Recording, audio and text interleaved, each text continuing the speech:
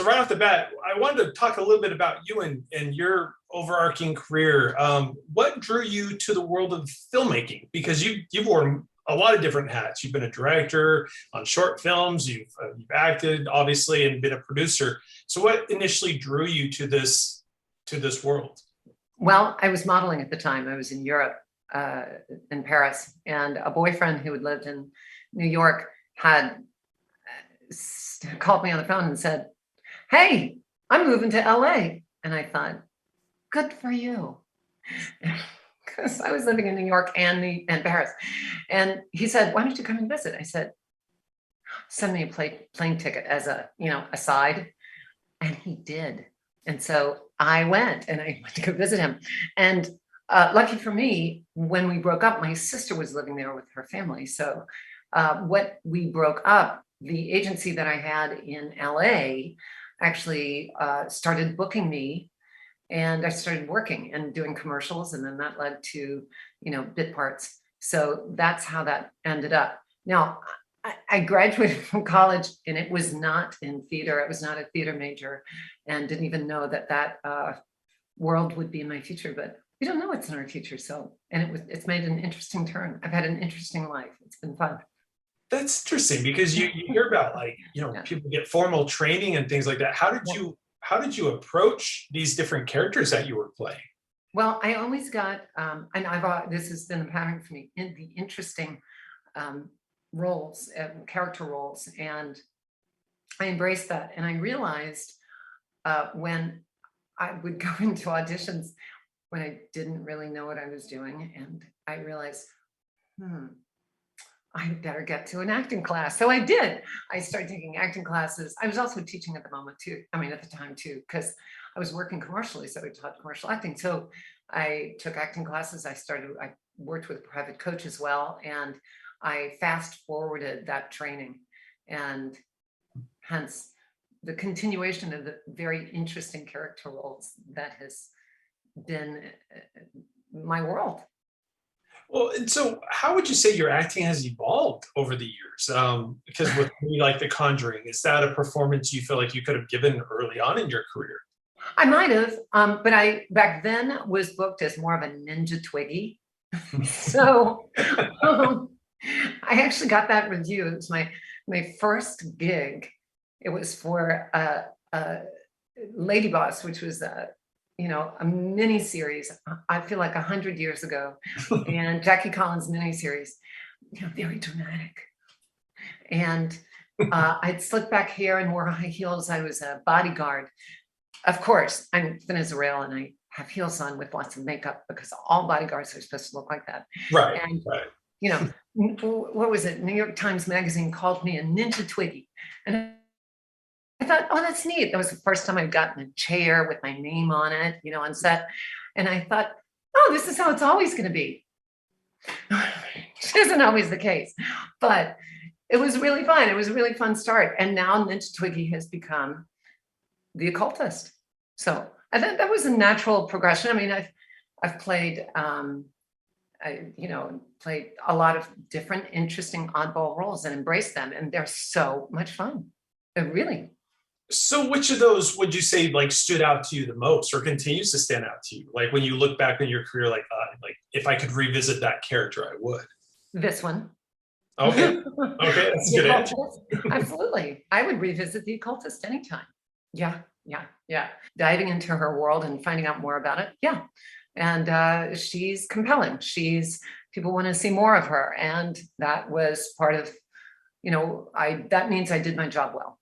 And that meant that I'm really a member of the Conjuring family, because really, if you look at all the Conjuring films in the Conjuring universe, we always want to know more about not just the protagonist, but really the antagonist. How did they get there? Why are they doing that? Like The Nun. I mean, look at The Nun. So, there was a spinoff, and it's very curious. How did that, that character become that character? So yeah, this one. When you were approaching this character, the Occultist, did you have a backstory in mind for her that you would maybe it's already ready in case you wanted to go back and re-explore that? I'm a Meisner trained actor, and with Meisner, you look at everything. You look at every single detail, all the facts, and you see how they are relevant not only to the character but to you. And there's sort of just a not an ad-libbing, but a conversation on how they're relevant, what they mean. Like if I said a word like swing, what would swing conjure up? I'm not using conjuring in the sense of The Conjuring, but what would it mean to you? How does it feel to you? What is it?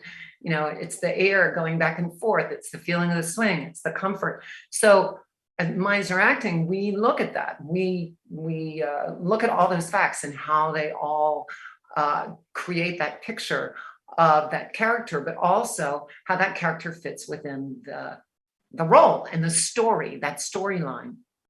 We also look at, I'm also an acting coach, so I live this stuff every week with my acting students. So it's part of my being. I mean, I live and breathe it. So you also look at how the character relates to the story and why she's doing, in my case, female, why is she doing what she's doing then? Why is it so important to her? And how does that relate to me as a human being? I'm not going to ask the question, well, do I have an altar on the side? Do I make do I cast spells? No, I don't do that. But if you look at her, is it love she's seeking? Is it retribution? Is it, what is it? And that then becomes a base for how you can justify her actions and how it relates to the film.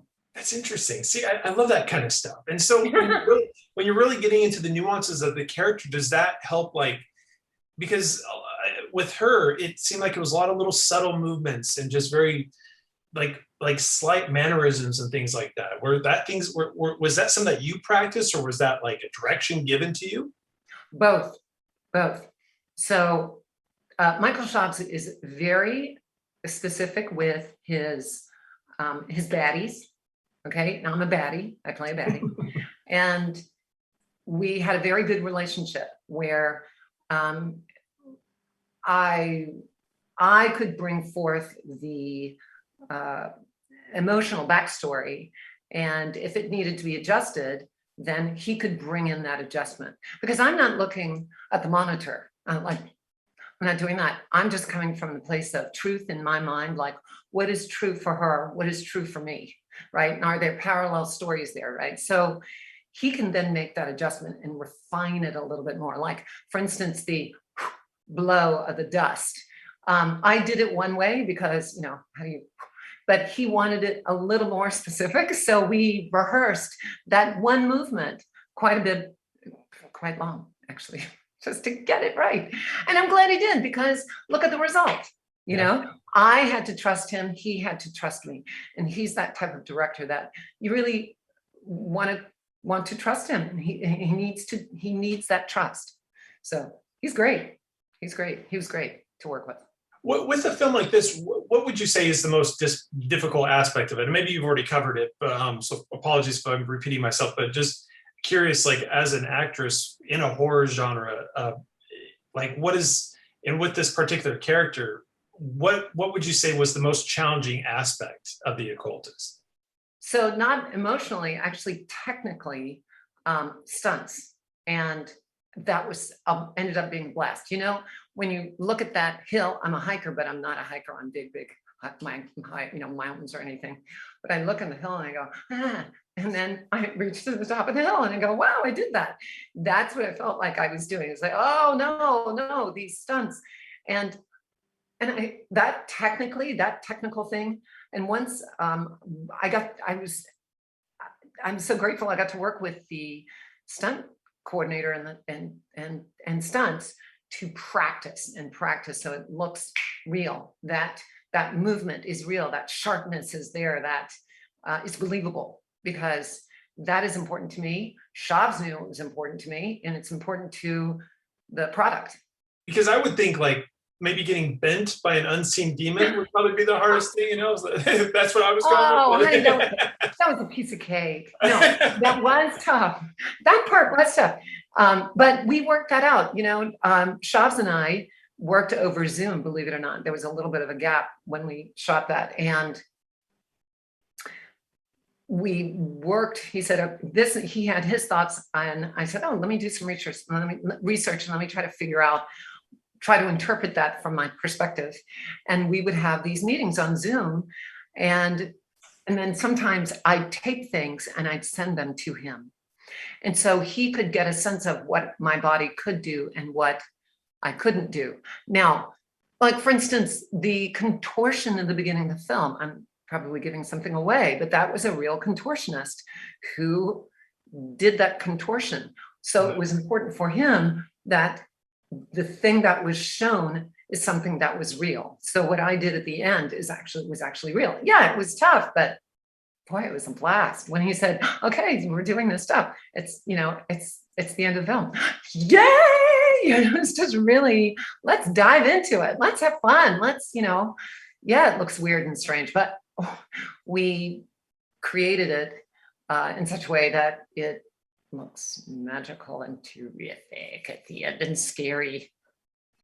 Yeah, you definitely scared me and my daughter when we watched it together. So thank you for that. I'm so sorry I scared your daughter. No, it's great. You did a good job. So that's all that matters. Okay. Final question, because I know we're wrapping up here, but where do you go from here? How do you top The Occultist? I cannot believe no one else has asked me that question. The Occultist too. Is that a hint? I don't know. It was great though. I don't know the answer to that, but I tell you, it would be great working with this production team again. That would be how to top that.